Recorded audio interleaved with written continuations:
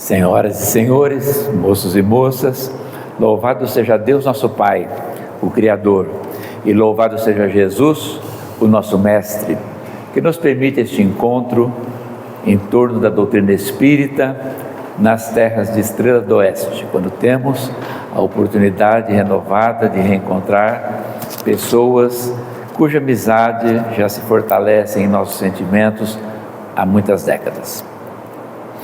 Vamos retornar ao passado, até o ano de 3657. Portanto, estamos agora no ano de 1625 antes de Jesus. Algumas tribos nômades que habitavam a Palestina começaram a sentir dificuldades com a alimentação. A escassez de comida e a fome fizeram com que elas procurassem outras terras. E foi assim que essas tribos nômades chegaram no Egito, no Baixo Egito, onde fica o delta do Nilo. Nessa época, reinava no Egito o faraó Semenhotep VIII, da 16ª dinastia.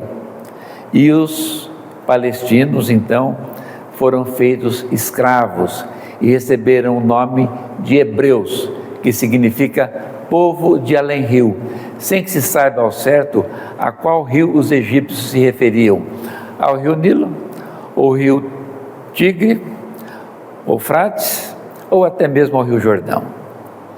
Mas enfim, esse povo, essas tribos nômades que saíram da Palestina, passaram a viver em regime de escravidão. E o tempo passou demorado. Agora, reinando no Egito está o faraó Sete I, que reina juntamente com a sua rainha Tuiá. Sete I e Tuiá possuem vários filhos, e dentre eles todos destaca-se o príncipe Ramsés II e a princesa Termutes. Um famoso sacerdote da cidade de Heliópolis profetizou, nessa época, que havia nascido um menininho hebreu, que de futuro traria grandes tormentas e problemas para o Egito. Então, Sete I mandou passar a fio de espada todas as crianças hebreias do sexo masculino. Uma mulher que tinha um garotinho aí de aproximadamente uns 3 meses, tomou conhecimento da sentença do faraó. Sendo ela hebreia, resolveu colocar o seu filho num cesto de papiro, forrado com betume, e o colocou nas águas do rio, o rio sagrado, o rio Nilo, porque afinal de contas era preferível a incerteza das águas do que a certeza da morte. Foi nesse dia que a princesa Termutes, acompanhada das suas servas e aias, procurou os jardins do palácio a fim de descer até as águas do rio para banhar-se, como era seu costume nos dias de muito calor. A sua aia, que caminhava vários passos à sua frente, desceu as escadarias que davam acesso às águas, e vendo o cesto enroscado nos caniços, voltou-se e falou: princesa, veja um cestinho preso nos caniços. Termutes, com curiosidade, disse: então trazei-o a mim. A aia apressa os passos e, quando pega o cesto, fala: tem uma criança dentro dele. Termutes tem acendida a sua curiosidade, desce alguns degraus, pega o menino. Era um garotinho que ela percebeu evidentemente que era hebreu, bochechas rosadas, cabelo grudado na testa por causa do suor, choramingava, e isso despertou no coração da princesa Termutes todas as sensibilidades da mulher, dentro do aspecto feminino e também materno. Termutes pegou e ergueu os braços, olhou para os céus e agradeceu aos seus deuses que tinham lhe enviado aquele menino, toda emocionada, criança aquela que ela se sentia no dever de salvar e proteger. Deu a ele o nome de Moisés, que significa salvo das águas. Moisés cresceu no palácio do faraó. Criança ainda, despertava a curiosidade de Sete I pela sua inigualável inteligência. Era um menino muito esperto. Fez-se adolescente e então desfrutou das regalias que todos os príncipes desfrutavam na corte faraônica. Teve grandes mestres.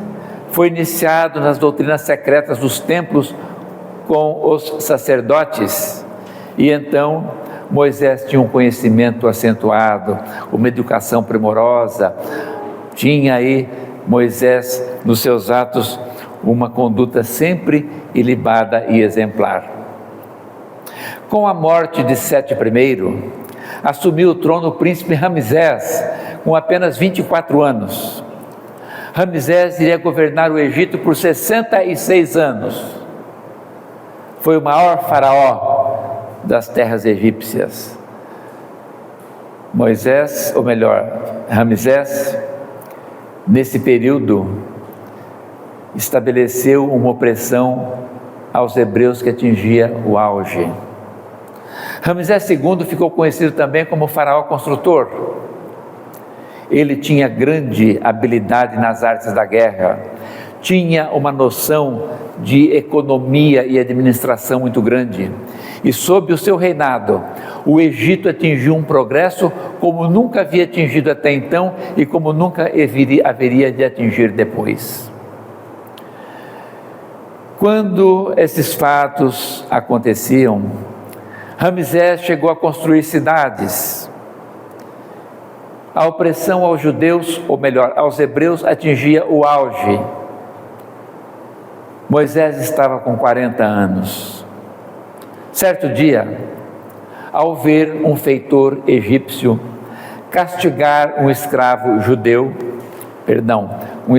hebreu, seja porque lhe corria sangue hebreu nas veias, seja porque se indignara com a cena brutal, interferiu, tentando minimizar o castigo que era dado com violência, e acabou por provocar a morte do feitor egípcio. Diante disso, toda a situação privilegiada de Moisés se desmanchou como fumaça no ar. É bem verdade que ele havia sido criado como filho adotivo de Termutes, mas na verdade sabiam que ele não era egípcio, e ao causar a morte de um egípcio, ele estava naturalmente condenado à morte. Então, teve que deixar o Egito para que não fosse julgado e morto. Foi para as terras de Madiã, contraiu matrimônio com Seforá, a filha de Jetro, e passou a pastorear ovelhas. Moisés depois visitou a Índia, e na Índia aumentou ainda mais os seus conhecimentos iniciáticos. Moisés tinha um poder magnético muito grande, tinha um poder mental extraordinário. A mediunidade se acentuou com os ensinamentos que obteve na Índia, e Moisés passou então a ter domínio, ou melhor, a dominar certos fenômenos da natureza. Voltou para Madiã e continuou pastoreando ovelhas. Quando ele estava com 80 anos, pastoreando o seu rebanho, ele viu que num arbusto havia uma chama que ardia sem queimar. Teve a sua atenção voltada para o arbusto, e do arbusto saiu uma voz que diz assim: eu sou Jeová, o teu Deus, e o Deus dos patriarcas Abraão, Isaque e Jacó. Te ordeno para que retornes ao Egito e liberte o povo hebreu, encerrando o cativeiro. Depois conduza-o à terra prometida. Eu sou Jeová, o Deus dos patriarcas Abraão, Isaque e Jacó, e te ordeno então para que vá ao Egito, encerre o cativeiro e conduza o povo para a terra prometida. Moisés então volta ao Egito. Nessa época, está reinando como faraó o 13º filho de Ramsés II, da 18ª dinastia, o faraó Mer-Neftá.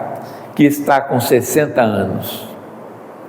Moisés marca uma audiência com ele e é recebido, e então ele diz que Jeová, o seu Deus, havia ordenado a ele para que libertasse o povo hebreu da escravidão e pedia a concessão do faraó para que do Egito retirasse os escravos hebreus.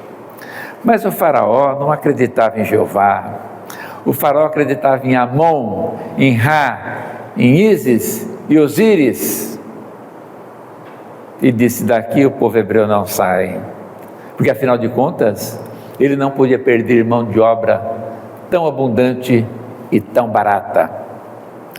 Então Moisés volta a pedir uma nova audiência. Ele a concede depois de alguns dias e torna-se irredutível nas suas palavras. Moisés então resolve desencadear as 10 pragas que iriam assolar e atormentar o povo da Terra Negra.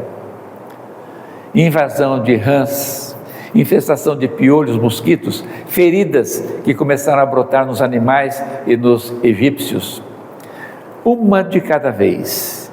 E cada vez que ele desencadeava uma praga, o faraó com os seus sacerdotes contornava aquela praga. Então Moisés desencadeava a segunda, o faraó contornava, Moisés desencadeava a terceira, e foi assim que ele transformou a água do rio Nilo em sangue.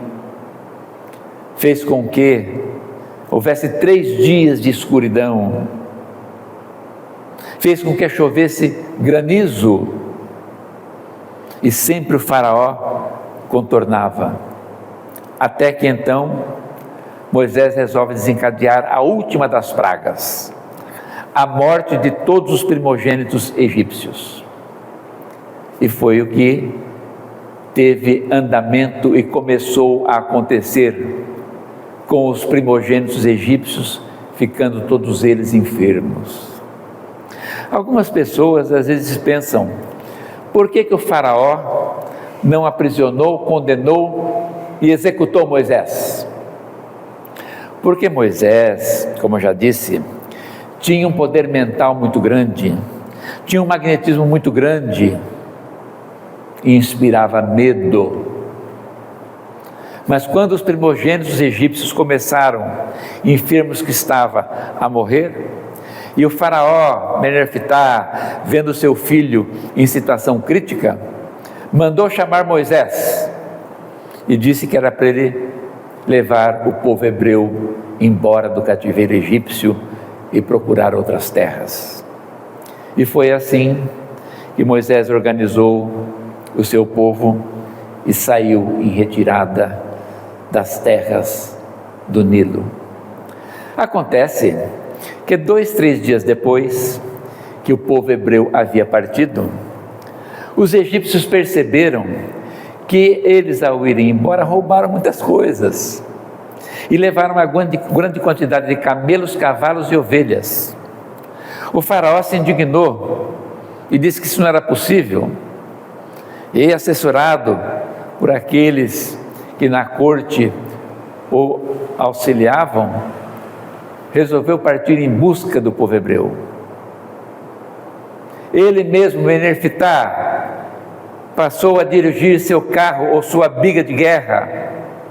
Seus generais, seus comandantes também, todos em bigas ou carros de guerra, com um pequeno exército, partiram no encalço de Moisés e do povo hebreu. Acontece que Moisés conhecia profundamente aquela região. Ali chegou até o Mar Vermelho, e uma das vertentes do Mar Vermelho, bem ao norte, separa ali, através de um estreitamento, separa o nordeste da África do Monte Sinai. É onde hoje está construído o canal de Suez. Moisés conhecia profundamente aquela região e sabia que em determinadas horas do dia era possível atravessar esse braço de mar a pé, porque ele não era tão profundo, e na maré baixa podia-se passar caminhando ali. Moisés então conduziu seu povo para que passasse por ali na maré vazante. Quando o faraó chega, com o seu exército, praticamente todo o povo hebreu já estava do outro lado. Moisés estava sobre um pequeno monte com os braços erguidos para os céus. Essas situações de que o piso do mar vem à tona em maré baixa, tem aqui no Brasil também, ali estados do Nordeste. O faraó, na ânsia de alcançar o povo, se pôs pelo mesmo caminho que o povo hebreu havia atravessado.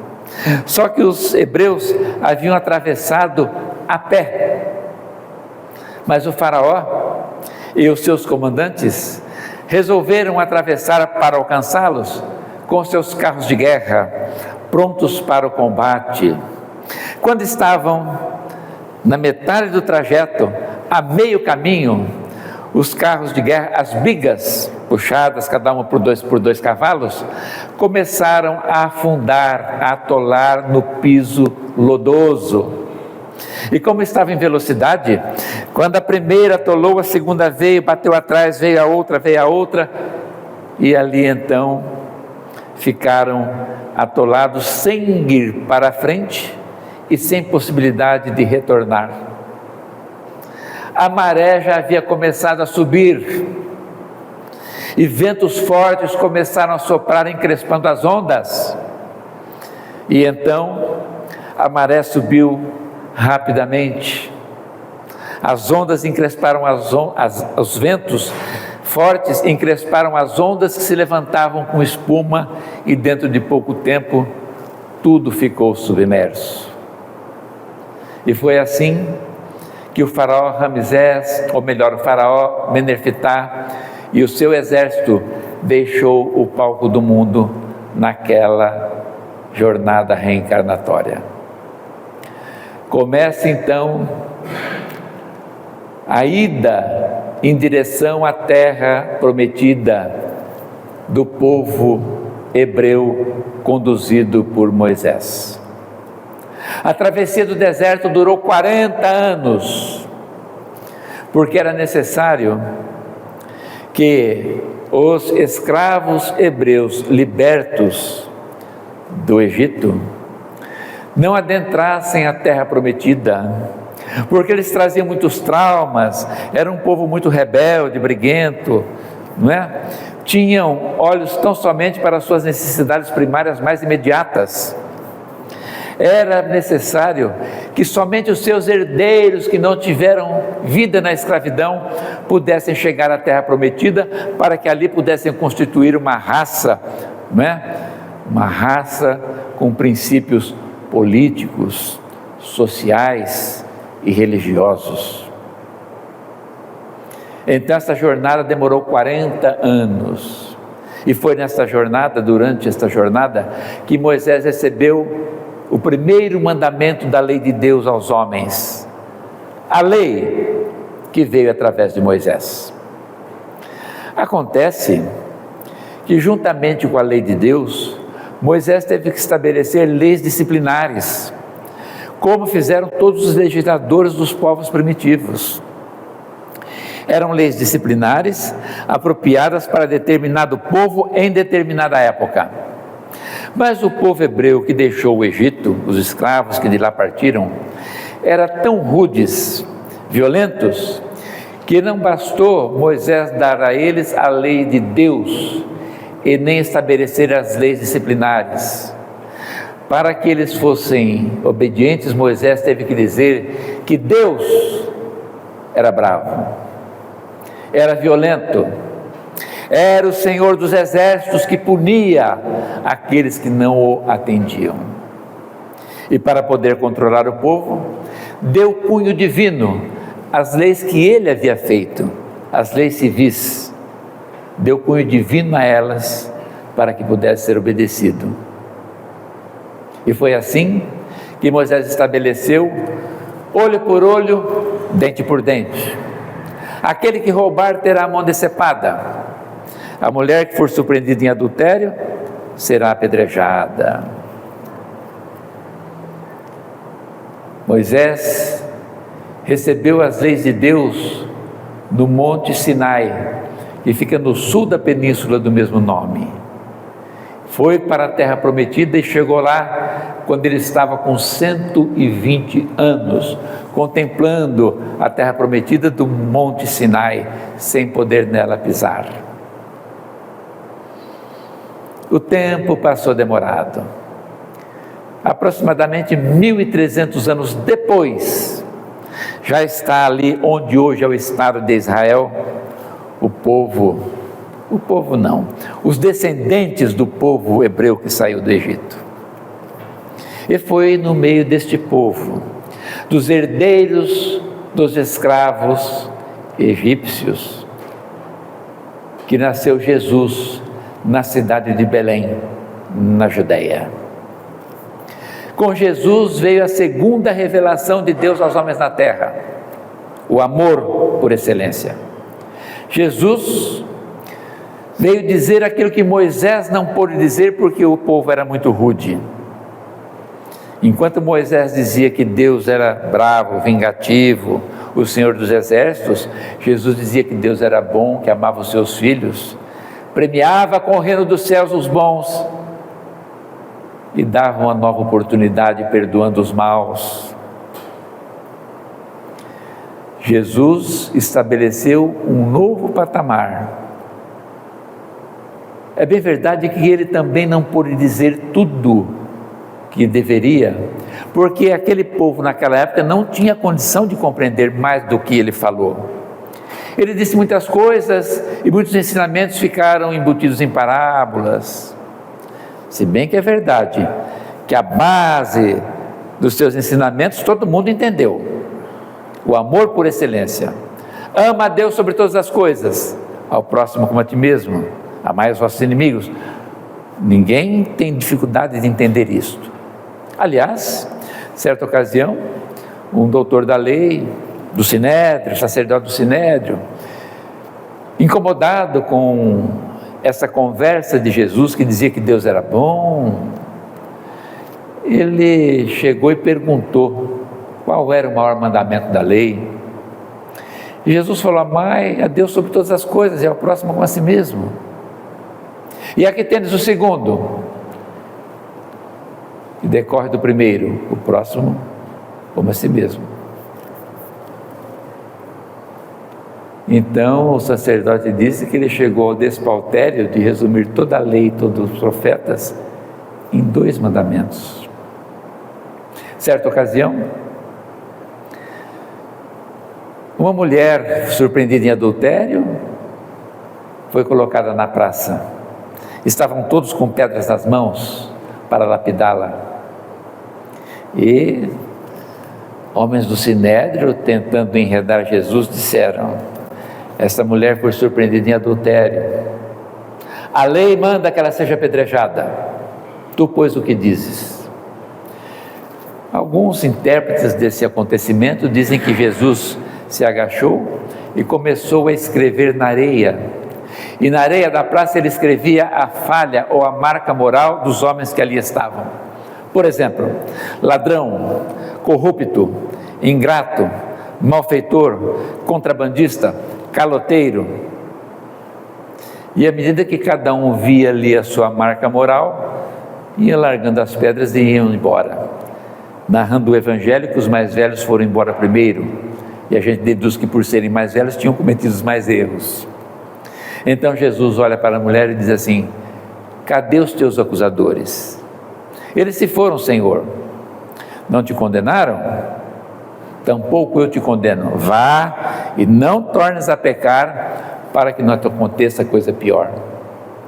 Então essa situação toda foi fazendo com que o Sinédrio, os fariseus, ficassem muito incomodados, razão pela qual Jesus teve que dizer em determinada ocasião, e Allan Kardec colocou no primeiro capítulo do Evangelho segundo o Espiritismo aquilo que Mateus anotou: não penseis que eu vim destruir a lei. Eu não vim destruir a lei, mas vim dar-lhe cumprimento.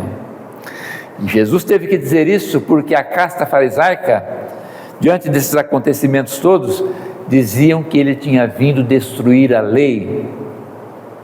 Ele disse: não vim destruir a lei, vim dar-lhe cumprimento. De fato, a lei de Moisés Jesus deu cumprimento a ela. Mas, perdão, as leis de Deus, Jesus deu cumprimento. As leis de Deus, Jesus deu cumprimento a elas. As leis de Moisés, Jesus as modificou profundamente no fundo e na forma. Porque eram leis civis, leis disciplinares para aquele determinado povo naquela época.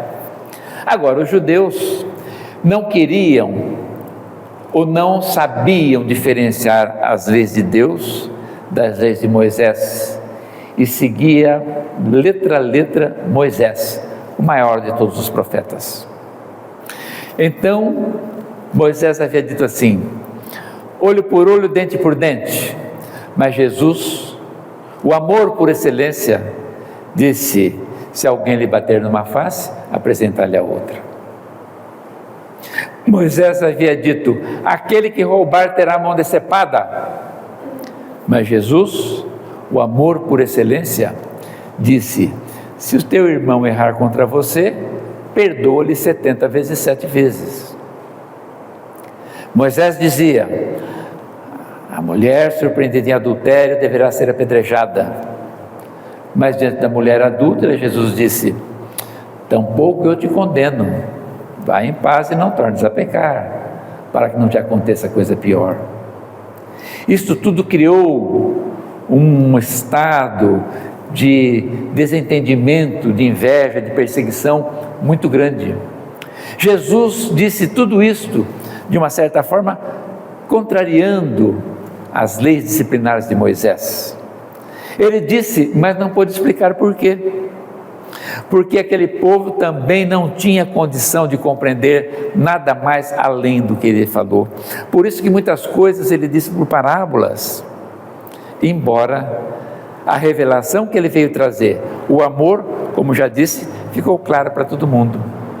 Mas era preciso que o tempo passasse, era preciso que aquele povo reencarnasse e reencarnasse várias vezes, adquirindo outros conhecimentos, maior maturidade espiritual, para poder compreender aquilo que Jesus falou, mas não pôde explicar, porque naquela época eles não entenderiam. E foi assim que 1800 anos depois de Jesus, vem a terceira revelação de Deus aos homens na terra, a doutrina espírita, ou melhor, a caridade. 1800 anos depois, vem a terceira revelação, a caridade, através da doutrina espírita. As duas primeiras revelações, a lei e o amor, estão personificadas em Moisés e Jesus, respectivamente. Mas a terceira revelação, a caridade, não está personificada em nenhum personagem, porque ela é dos espíritos. Allan Kardec simplesmente codificou, organizou aquilo que os espíritos disseram em diferentes cidades, através de diferentes médiuns. A caridade é a terceira revelação de Deus aos homens na terra, através da doutrina espírita, atendendo a uma promessa de Jesus, quando disse assim: e eu rogarei ao Pai, e Ele vos enviará um outro Consolador, para que fique eternamente convosco, o Espírito de verdade, que o homem ainda não pode ver nem o conhece. Mas, quando vier o Espírito de verdade, que o Pai enviará em meu nome, Ele vos fará recordar de tudo quanto vos tenho dito e vos ensinará todas as coisas. Quando Jesus diz isso, a gente vê claramente que Ele não pôde dizer tudo. E também que já sabia que aquilo que Ele disse seria esquecido ou distorcido. Ele vos ensinará todas as coisas, e vos fará recordar de tudo quanto vos tenho dito. Então a gente também deduz que não é tudo que está na Bíblia, não está tudo na Bíblia, porque senão ele não falaria que iria o Consolador nos ensinar todas as coisas, né? Aliás, o Papa Bento XVI, teve coragem de dizer que nem tudo que está na Bíblia é verdade, e nem toda verdade está na Bíblia. Olha que para um sumo pontífice da Igreja Católica falar isso tem que ter coragem, mas ele teve. Então vem 18 séculos depois a terceira revelação de Deus aos homens na terra, a caridade. Moisés disse: aquele que roubar, olho por olho, dente por dente. Jesus falou: se alguém lhe bater numa face, apresentar-lhe a outra. E Jesus disse assim: oh meu Deus, Moisés disse olho por olho, dente por dente.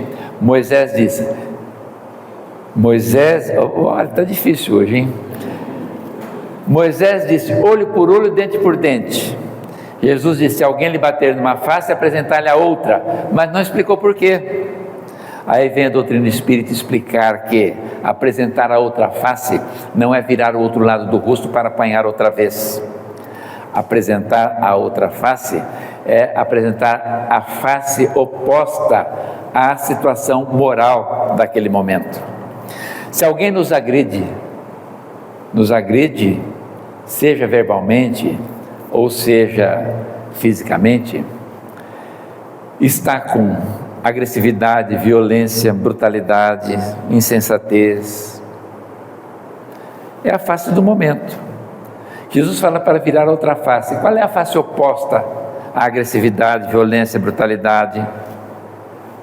A face oposta é a compreensão, o perdão, a indulgência, a paciência. Se alguém vos bater numa face, apresentar-lhe a outra. É a outra face da situação moral. É isto. Não é virar o outro lado do rosto para apanhar outra vez. Aliás, Chico Xavier disse que nós devemos ser bons e não bonzinho, porque o bonzinho é feito de trouxa e de capacho. Mas Jesus não tinha como explicar isto para aquele povo.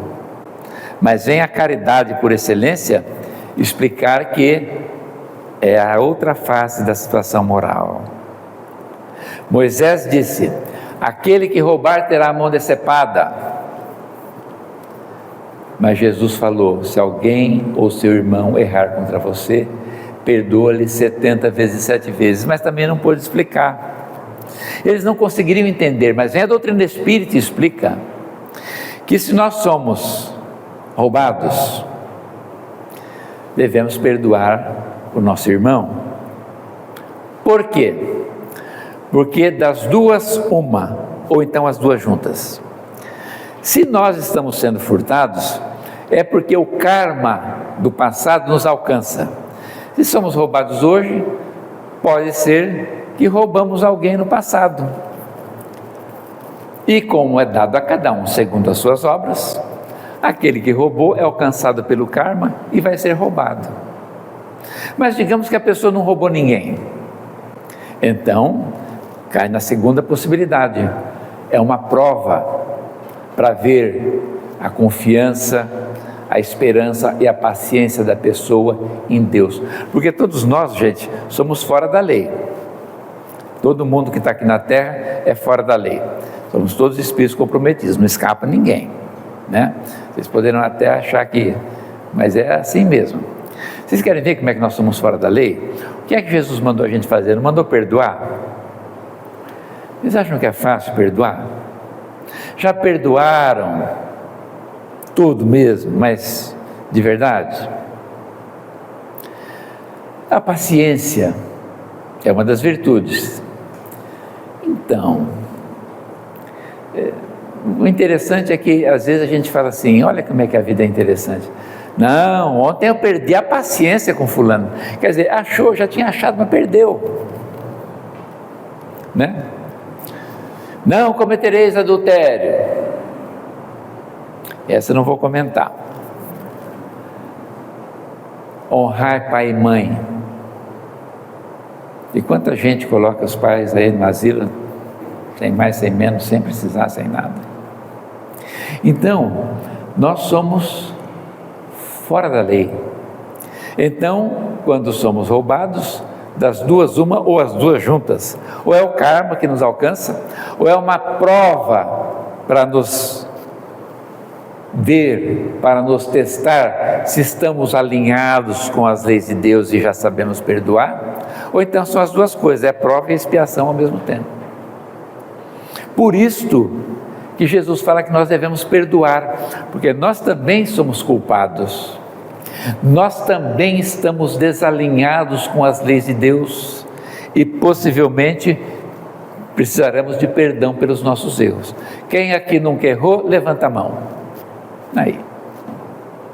Então, se o seu irmão errou contra você, perdoa 70 vezes, 7 vezes. E vem a doutrina espírita explicar, porque a doutrina espírita traz a terceira revelação de Deus aos homens na terra, a caridade.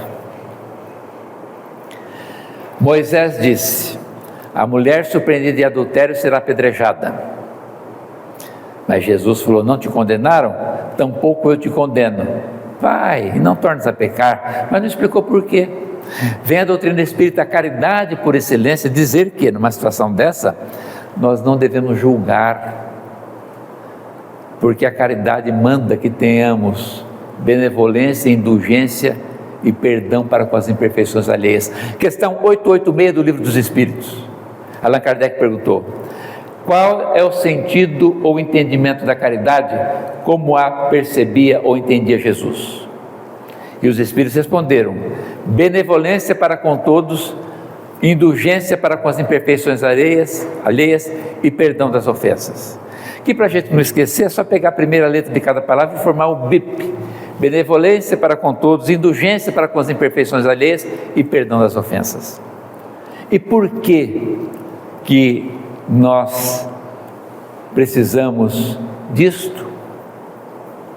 Porque nós também precisaremos de indulgência, da benevolência e do perdão. Então, devemos ter caridade para com os outros. E esses 3 itens, de uma certa forma, nos posicionam diante de qualquer situação. Benevolência para com todos, indulgência para com as imperfeições alheias e perdão das ofensas. É a caridade por excelência. Nessas 3 situações descritas, onde Jesus fala para voltar a outra face, perdoar 70 vezes 7 e não julgar como não julgou, nas 3, se formos fatiar cada uma delas e desdobrar de uma forma mais aprofundada, veremos a caridade em todas elas. Mas Jesus não tinha como explicar isso naquela época. Então, vem a doutrina espírita trazer a terceira revelação aos homens da terra, a caridade por excelência. Veja que interessante. Hoje não sei mais, e aqui também não vai nenhuma crítica, porque não temos nenhuma razão para isso, mas até um tempo era praticamente um dogma da Igreja Católica, que dizia assim: fora da igreja não há salvação. Hoje não sei se persiste isso, porque as coisas mudam, né? Mas aí a questão de 30, 40 anos, fora da igreja não há salvação. Ora, se fora da igreja não há salvação, então basta eu entrar lá dentro que eu estou salvo, não interessando aquilo que eu faço lá fora depois. E volto a dizer, não se trata de crítica. Uma das coisas mais feias que tem é falar da religião dos outros. O que eu não estou fazendo agora, estou colocando isso dentro do contexto de Allan Kardec, quando fala que fora da caridade não há salvação. Só estou contextualizando. Se fora da igreja não há salvação, basta eu entrar lá então.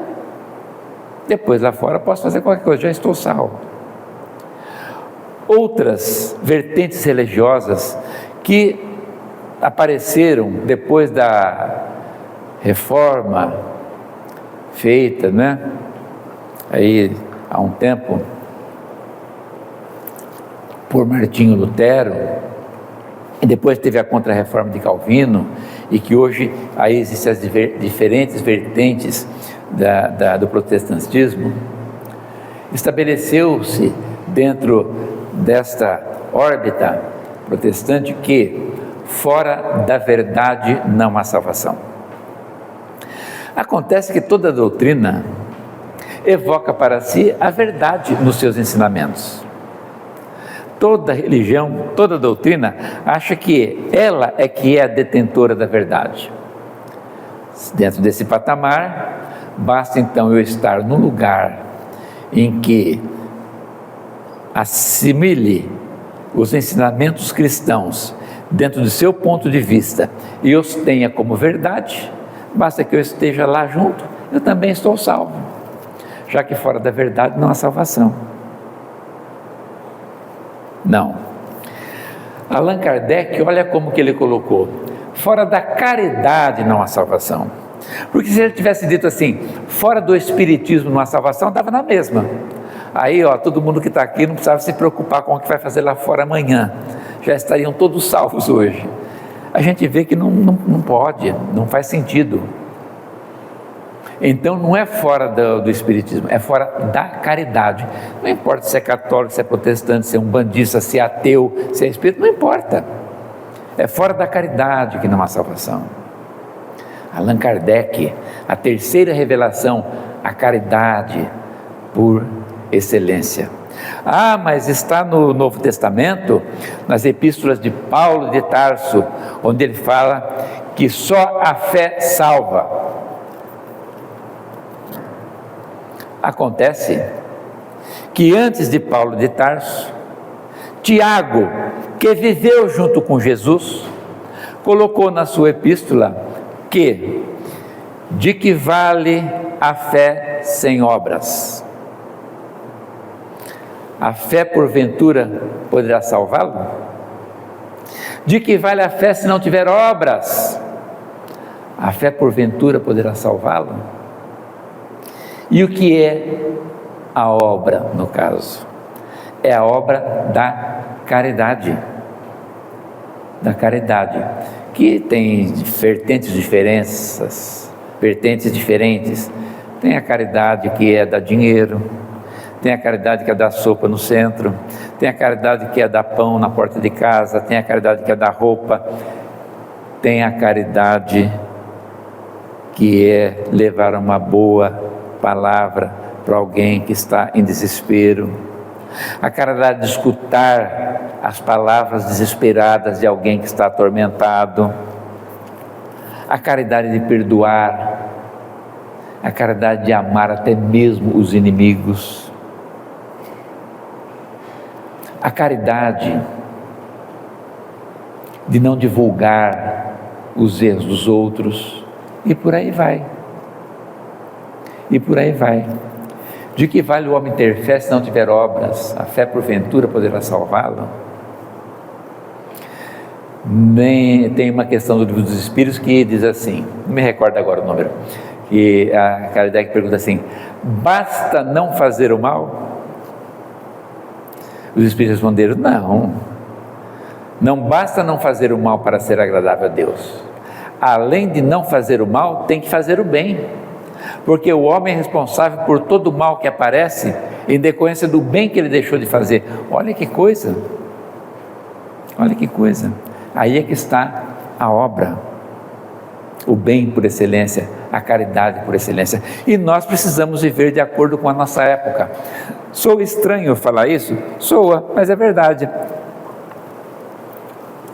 porque muitas pessoas vivem fora da época. Por exemplo, e aqui também não vai qualquer crítica, porque não temos autoridade para isso, não temos autoridade para tecer qualquer crítica a respeito de qualquer doutrina, não, ninguém tem. Veja só, hoje em dia, às vezes, a pessoa não aceita que se faça transfusão de sangue no filho. Existem processos judiciais para permitir ou para inibir isso. Por quê? Porque Moisés proibiu as transfusões de sangue. E existe uma doutrina que não permite transfusão de sangue porque Moisés proibiu. E Moisés proibiu mesmo? Claro que proibiu. Por que proibiu? Vocês têm ideia como é que era a transfusão de sangue na época de Moisés atravessando o deserto com aquele povo durante os 40 anos? Vocês têm ideia como é que era a transfusão? Gente, morria o doente e morria o doador também, é claro. Ia chegar, quantos iriam chegar na terra prometida? 40 anos. Então ele proibiu, porque proibindo morria só o enfermo e não o doador. Então as pessoas estão vivendo num passado. Temos que viver de acordo com a nossa época, a caridade. Aí critica-se muito os espíritas porque tem comunicação com os espíritos, comunicação, reunião mediúnica. Moisés proibiu. É verdade, proibiu mesmo. Bom, se proibiu é porque existe. Por que proibiu?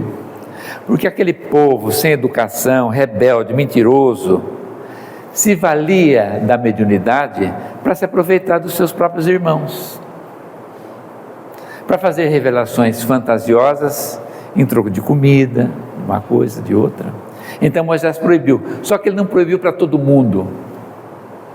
Eudade e Melade, esses puderam continuar com a sua mediunidade. Agora, Moisés proibiu por causa disso. Interessante é que Jesus não proibiu, pelo contrário, ele se comunicou com Moisés e Elias no Monte Tabor. E muitas pessoas falam assim, é o demônio ou é o Espírito Santo? Não é não, está lá na Bíblia, no livro de Samuel, livro 2, lá conta que o rei Saul, que estava aí tendo problemas com os filisteus, ia ter uma possível guerra, o rei Saul resolve procurar a pitonisa de Endor, ou nos dias de hoje, no palavreado de hoje, a médium de Endor. E ele vai até a médium ou pitonisa de Endor e pede para que ela evoque Samuel. E Samuel vem, fala com Saul, e em nenhum lugar da Bíblia diz que é o Espírito Santo, é o demônio. Fica bem claro que quem veio mesmo foi Samuel, através da pitonisa de Endor. Então nós precisamos viver de acordo com a nossa época, a época da caridade, e não se prender a princípios que foram importantes para um determinado povo, numa determinada época. Então, é essa época em que nós estamos vivendo. Então, devemos aproveitar para viver de acordo.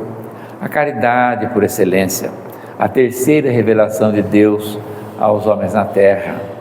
E isto a gente faz em qualquer lugar. Ninguém está impossibilitado de fazer. Nós, os espíritas, estamos muito acostumados a dar comida, sopa. Ótimo, está excelente, muito bom mesmo. E nos países em que não tem pobre, como é que faz? Dinamarca, Finlândia, Suíça, Suécia, Áustria, não tem pobre. Acontece que a caridade, como entendia Jesus, é benevolência para com todos, indulgência para com as imperfeições alheias e perdão das ofensas. Então, vamos continuar dando a sopa, o pão, seja lá o que for que estamos acostumados, mas despertemos também para esta outra caridade, para que fiquemos exatamente de acordo com a nossa época. E isso nós podemos fazer dentro de casa, fora de casa, na vizinhança, na rua, no bar, na farmácia, no supermercado, e por aí vai, e por aí vai. Então, que a terceira revelação seja para nós um novo rumo. Mas algumas pessoas então supõem que devemos entender que a doutrina espírita e Allan Kardec são maiores do que Jesus? Negativo, de jeito nenhum. Jesus é insuperável, não tem nada maior do que Jesus. Jesus é aquele que diz assim: eu e o Pai somos um, quem me vê, vê o Pai que me enviou. Então, Na questão 625 do Livro dos Espíritos, Allan Kardec perguntou: qual é o tipo mais perfeito que Deus enviou ao homem para lhe servir de guia e exemplo? E os Espíritos responderam: Jesus. Então a terceira revelação de Deus aos homens na Terra veio 1800 anos depois, porque Jesus, que personificou o amor, não podia explicar de forma detalhada, mais aprofundada, as lições que ele deixou. Então que Jesus, esse Mestre e Senhor, nos abençoe e nos ampare e nos fortaleça sempre, a fim de que possamos, juntos com a doutrina espírita, descortinar um horizonte mais amplo com as explicações do Sagrado Evangelho, a fim de que nos levantemos devagar, mas com firmeza e continuadamente, do erro para o acerto, das sombras para a luz. Muito obrigado.